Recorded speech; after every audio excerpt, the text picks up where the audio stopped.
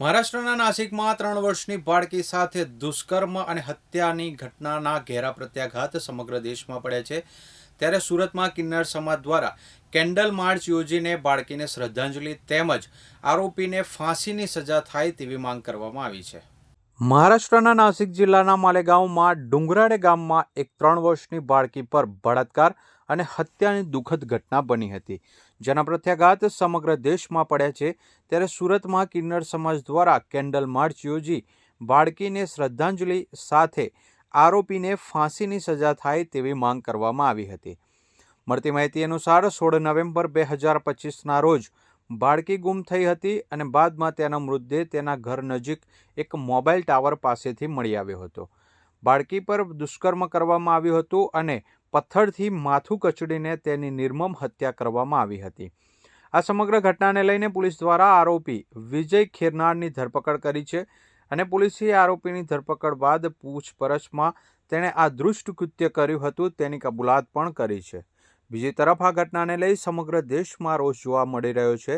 ત્યારે સુરત શહેરમાં કિન્નર સમાજ પ્રેરિત નિક્કી ચેરિટેબલ ટ્રસ્ટ દ્વારા આ ઘટનાને સખત શબ્દોમાં વખોડવામાં આવી હતી અને મોટી સંખ્યામાં કિન્નરોએ ભેગા થઈ કેન્ડલ માર્ચ યોજી હતી અને ચોક બજાર ગાંધી પ્રતિમા ખાતે બાળકીને શ્રદ્ધાંજલિ અર્પી હતી.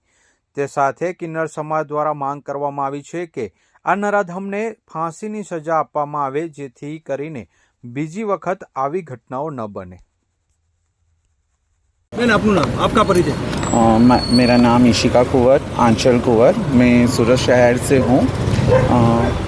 क्या कहोगे ये आज किस तरह जो घटना घटी है महाराष्ट्र में बच्ची के साथ, क्या ये घटना जो घटी है महाराष्ट्र में एक 3 साल की लड़की के साथ, बहुत निंदादेय है ये बात और हम सबको इस बात का बहुत खेद है कि 3 साल की लड़की के साथ इतना बुरा भी हो सकता है. आज हुआ है, उसलिए हम सब किन्नर समाज यहाँ एकत्रित हुआ है कि उस विषय में हम सरकार से एक अपील रख सके कि आगे जाके ऐसे कोई केस ना बने, इसलिए आप कड़ी से कड़ी कार्रवाई कीजिए और मांग रखते हैं सरकार से कि इस विषय में कोई अच्छा कानून पास किया जाए. जय माता जी. मेरा नाम निकिता कुंवर, पिंकी कुंवर. હું નિકી ચેરિટેબલ ટ્રસ્ટની ઓનર અને સારા મેમ્બર અહીંયા જમા છે. કેમ જમા થવાનું કારણ શું? કેમ જમા થવાનું આ કારણ છે જે કે મહારાષ્ટ્રમાં આ ઘટના ઘટેલી છે. 3 વર્ષની છોકરીના રેપ થયા છે ને પ્લસ એને મારી નાખ્યું. એટલા ખરાબ મોઢા થઈ ગયા એના. એ મહારાષ્ટ્રની પોલીસની જે અપીલ કરીએ છીએ અમે કે એમને ફાંસી દો. કાયદોની વ્યવસ્થામાં રહીને કામ કરવાનું છે, કઈ રીતે કાયદામાં રહીને એ તો પકડી ગયો છે તો એમના ફાંસી જોઈએ જ ને. ફાંસી તો જ મળશે ને છોકરીઓને ઇન્સાફ. ને એને ફાંસી ના મળે તો બીજાને પણ એ થશે કે હા પાછા રેપ કરો, એને રેપ કરો. કેટલા બધા રેપ થતા હોય. સમાજને શું સંદેશો આપો? સમાજને જ સંદેશ આપું છું કે મા બાપોને કે આપણી છોકરીઓને ગુડ ટચ ને બેડ ટચનું સમજાવો કે કેવી રીતે થાય ને. કોઈ લાલચ આપે ચોકલેટ કેડબરી તો ના લે.